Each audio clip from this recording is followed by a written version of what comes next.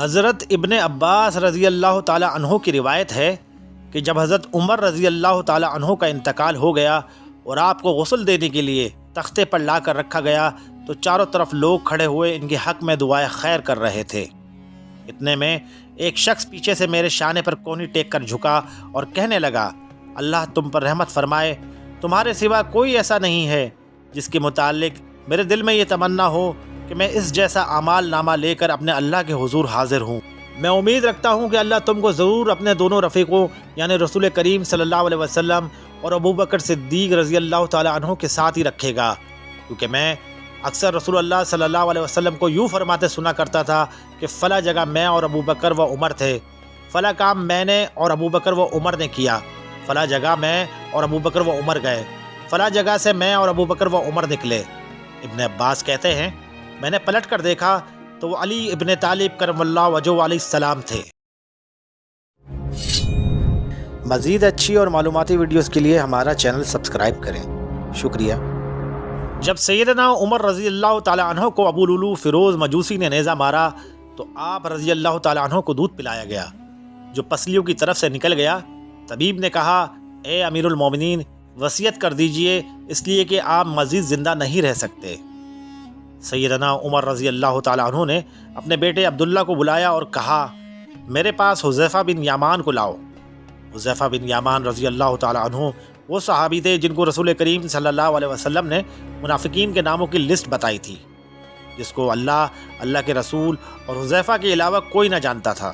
حذیفہ رضی اللہ تعالی عنہ حاضر ہوئے تو امیر المومنین سیدنا عمر رضی اللہ تعالی عنہ گویا ہوئے، جبکہ خون آپ کی پسلیوں سے رس رہا تھا۔ حذیفہ، میں تجھے اللہ کی قسم دیتا ہوں کہ رسول اللہ صلی اللہ علیہ وسلم نے میرا نام منافقین میں لیا ہے کہ نہیں؟ حذیفہ رضی اللہ تعالی عنہ روتے ہوئے کہنے لگے، اے امیر المومنین، یہ میرے پاس رسول اللہ صلی اللہ علیہ وسلم کا راز ہے، میں اس کو مرتے دم تک کسی کو نہیں بتا سکتا۔ سیدنا عمر رضی اللہ تعالی عنہ کہنے لگے، حذیفہ، بلا شبہ یہ رسول اللہ صلی اللہ علیہ وسلم کا راز ہے، بس مجھے اتنا بتا دیجئے کہ رسول اللہ صلی اللہ علیہ وسلم نے میرا نام منافقین کے جدول میں شمار کیا ہے یا نہیں؟ حذیفہ کی ہچکی بن گئی، روتے ہوئے کہنے لگے، اے عمر، میں صرف آپ کو یہ بتا رہا ہوں، اگر آپ کے علاوہ کوئی اور ہوتا تو میں کبھی بھی اپنی زبان نہ کھولتا، وہ بھی صرف اتنا بتاؤں گا کہ رسول اللہ صلی اللہ علیہ وسلم نے آپ کا نام منافقین کی لسٹ میں شمار نہیں فرمایا۔ سیدنا عمر رضی اللہ تعالی عنہ یہ سن کر اپنے بیٹے عبداللہ سے کہنے لگے، عبداللہ، اب صرف میرا ایک معاملہ دنیا میں باقی ہے۔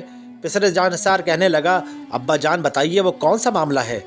سیدنا عمر رضی اللہ تعالی عنہ گویا ہوئے، بیٹا، میں رسول اللہ اور ابوبکر رضی اللہ تعالی عنہ کے پہلو میں دفن ہونا چاہتا ہوں۔ اے میرے بیٹے، ام المومنین حضرت عائشہ رضی اللہ تعالی عنہ کے پاس جاؤ اور ان سے اجازت طلب کرو، عمر اپنے ساتھیوں کے پہلو میں دفن ہونا چاہتا ہے۔ ہاں بیٹا، عائشہ رضی اللہ تعالی عنہ کو یہ نہ کہنا کہ امیر المومنین کا حکم ہے، بلکہ یہ کہنا کہ عمر آپ سے درخواست گزار ہے۔ ام المومنین حضرت عائشہ رضی اللہ تعالی عنہ کہنے لگیں، میں نے یہ جگہ اپنی قبر کے لیے مختص کر رکھی تھی، لیکن آج میں عمر کے لیے اس سے دستبردار ہوتی ہوں۔ عبداللہ مطمئن لوٹے اور اپنے ابا جان کو اجازت کا بتایا۔ سیدنا عمر رضی اللہ تعالی عنہ یہ سن کر اپنے رخسار کو زمین پر رکھ دیا۔ آداب فرزندی سے معمور بیٹا آگے بڑھا اور باپ کے چہرے کو اپنی گود میں رکھ لیا۔ باپ نے بیٹے کی طرف دیکھا اور کہا، اس پیشانی کو زمین سے کیوں اٹھایا؟ اس چہرے کو زمین پر واپس رکھ دو، ہلاکت ہوگی عمر کے لیے اگر اس کے رب نے اس کو قیامت کے دن معاف نہ کیا۔ سیدنا عمر رضی اللہ تعالی عنہ بیٹے عبداللہ کو یہ وصیت کر کے اس دار فانی سے کوچ کر گئے، جب میرے جنازے کو اٹھایا جائے اور مسجد نبوی میں میرا جنازہ پڑھا جائے تو حذیفہ پہ نظر رکھنا، کیونکہ اس نے وعدہ توڑنے میں تو شاید میری حیا کی ہو، لیکن دھیان رکھنا وہ میرا جنازہ بھی پڑھتا ہے یا نہیں۔ اگر تو حذیفہ میرا جنازہ پڑھے تو میری بیعت کو رسول اللہ صلی اللہ علیہ وسلم کے گھر کی طرف لے کر جانا اور دروازے پہ کھڑے ہو کر کہنا، یا ام المومنین، عمر کا جسد خاکی آیا ہے۔ اور ہاں، یہاں بھی یاد رکھنا کہ امیر المومنین نہ کہنا، عائشہ مجھ سے بہت حیا کرتی ہیں، اگر تو عائشہ رضی اللہ تعالی عنہ اجازت مرمت فرما دے تو ٹھیک، اگر اجازت نہ ملے تو مجھے مسلمانوں کے قبرستان میں دفنا دینا۔ حضرت عبداللہ بن عمر رضی اللہ تعالی عنہ کہتے ہیں، ابا جان کا جنازہ اٹھایا گیا تو میری نظریں حذیفہ پر تھیں۔ جناب حذیفہ آئے اور انہوں نے ابا جان کا جنازہ پڑھا۔